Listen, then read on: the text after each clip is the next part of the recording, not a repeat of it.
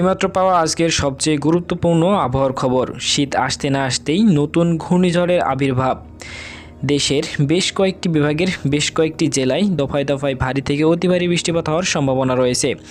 ঢাকা, খুলনা, রাজশাহী, রংপুর, ময়মনসিংহ, সিলেট সহ বরিশাল ও চট্টগ্রাম বিভাগের বেশ কয়েকটি জেলায় ভারী থেকে অতি ভারী বৃষ্টিপাত হওয়ার সম্ভাবনা।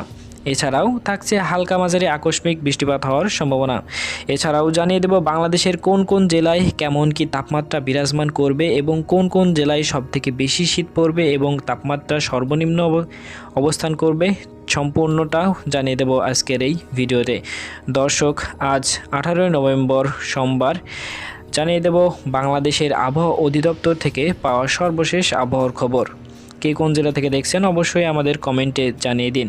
এছাড়াও আবহাওয়ার খবর বিস্তারিত সবার আগে সঠিক খবর পেতে অবশ্যই আমাদের ইউটিউব চ্যানেলটিকে সাবস্ক্রাইব করে রাখুন। তো দর্শক, চলুন জেনে নেওয়া যাক বিস্তারিত। তো দর্শক, আমরা যদি বর্তমান ঘূর্ণিঝড়টির অবস্থান লক্ষ্য করি তাহলে কিন্তু দেখতে পারবো যে এটা পশ্চিম বঙ্গোপসাগরের দিকে যে জায়গাটি রয়েছে সেখানে কিন্তু আপনার প্রথমে এখানে কিন্তু নিম্নচাপটি মূলত সৃষ্টি হচ্ছে।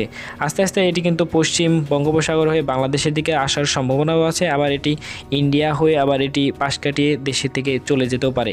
তো এই মুহূর্তে আমরা দেখতে পাচ্ছি কিন্তু বাংলাদেশে তেমন শঙ্কামুক্ত রয়েছে। তবে শঙ্কামুক্ত থাকার পরেও যদি আকস্মিকভাবে আবহাওয়ায় তেমন পরিবর্তন হয় তবে বাংলাদেশের দিকে কিন্তু ধেয়ে আসার সম্ভাবনা রয়েছে। এছাড়াও কিন্তু আপনার মায়ানমার ও থাইল্যান্ডের দিকে কিন্তু নিম্নচাপ কয়েকটি জায়গায় কিন্তু সৃষ্টি হয়েছে। এটিও কিন্তু বাংলাদেশের আশেপাশের দিকে মোড় নেওয়ার সম্ভাবনা রয়েছে। তবে এই মুহূর্তে এই সপ্তাহে তেমন কোনো ঘূর্ণিঝড় আঘাত আনার সম্ভাবনা নেই বললেই চলে।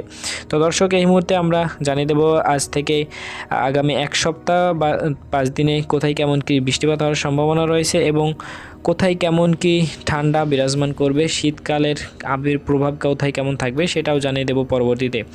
তো দর্শক, শুরুতেই আমরা যদি 18 তারিখ যদি সকালের দিকে দেখি তখন পুরো বাংলাদেশে কিন্তু কোথাও তেমন বৃষ্টিপাত হওয়ার সম্ভাবনা আমরা লক্ষ্য করতে পারছি না। শুধু রংপুর বিভাগের কিন্তু কয়েকটি জায়গায় আকস্মিক মেঘমালা জমা হতে পারে, তাছাড়া বাকি সময়টাও কিন্তু আমরা তেমন বৃষ্টিপাত হওয়ার সম্ভাবনা দেখতে পাচ্ছি না। তবে যদি মেঘমালা কোথায় কেমন কি বিরাজমান করবে সেটি যদি আমরা এক নজরে দেখে নিই তাহলে কিন্তু বেশ কয়েকটি জেলায় আপনার ভারী মেঘ জমা হতে পারে বলা যাচ্ছে। বিশেষ করে আপনার বরিশাল বিভাগের কিন্তু বেশ কয়েকটি জায়গায় সহ খুলনা বিভাগের যে অঞ্চলগুলো রয়েছে, বিশেষ করে এই যে সাতক্ষীরা ও শ্যামনগরের আশেপাশে যে অঞ্চলগুলো রয়েছে সেখানে কিন্তু আপনার হালকা মাঝারি মেঘমালা জমা হবে এবং সেখানে কিন্তু আকস্মিক বৃষ্টি হওয়ার সম্ভাবনা না থাকলেও কিছু মেঘ থাকবে।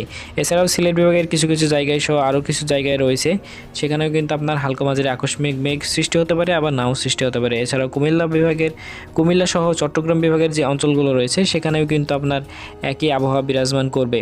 এছাড়াও যদি দর্শক আমরা আরও কয়েকটি জায়গায় দেখি, এখানে কিন্তু আপনারা দেখতে পাচ্ছেন যে ঢাকা বিভাগের আকাশ প্রায় পরিষ্কার থাকবে। এছাড়াও কয়েকটি জায়গায় কিন্তু আপনার হালকা মাঝারি মেঘমালা জমা হতে পারে। তাছাড়া যদি আমরা পরবর্তীতে সময় যদি দেখি তখন কিন্তু তেমন মেঘমালা জমা হওয়ার সম্ভাবনা আমরা লক্ষ্য করতে পারছি না। তবে বৃষ্টি এই সপ্তাহে কম হওয়ার সম্ভাবনা রয়েছে, তেমন কোথাও ভারী বৃষ্টিপাত হওয়ার সম্ভাবনা আমরা এই মুহূর্তে লক্ষ্য করতে পারছি না। তবে 25 তারিখ যে ঘূর্ণিঝড়ে আমাদের দেশে আঘাত আনার কথা আবহাওয়া অধিদপ্তর থেকে জানিয়েছে, সেটি যদি আঘাত আনে তাহলে দেশের প্রায় প্রত্যেকটি বিভাগের প্রায় কয়েকটি জেলায় কিন্তু আপনার ঘূর্ণিঝড়ের প্রভাবে ভারী বৃষ্টিপাত হওয়ার সম্ভাবনা রয়েছে। সেটি আমরা পরবর্তীতে আবহাওয়ার আপডেট জানিয়ে দেবো আপনাদেরকে। পরবর্তী সময়ে কোথায় কেমন কি টেম্পারেচার বিরাজমান করবে সেটা আমরা যদি দেখে নিই, এখানে যদি আমরা দেখতে পাচ্ছেন যে আপনার রংপুর ও রাজশাহী বিভাগে কিন্তু সব থেকে বেশি মানে ঠান্ডা পড়বে আর কি, এবং তাপমাত্রা সর্বনিম্ন থাকবে। আজকে কিন্তু আপনার সর্বনিম্ন তাপমাত্রা সকালের দিকে যেটা রয়েছিল আর কি, অর্থাৎ সকালের দিকে আপনারা সর্বনিম্ন তাপমাত্রা কিন্তু রাজশাহী ও রংপুর বিভাগে কিন্তু সবথেকে সর্বনিম্ন তাপমাত্রা রয়েছিল 15 ডিগ্রি সেলসিয়াস।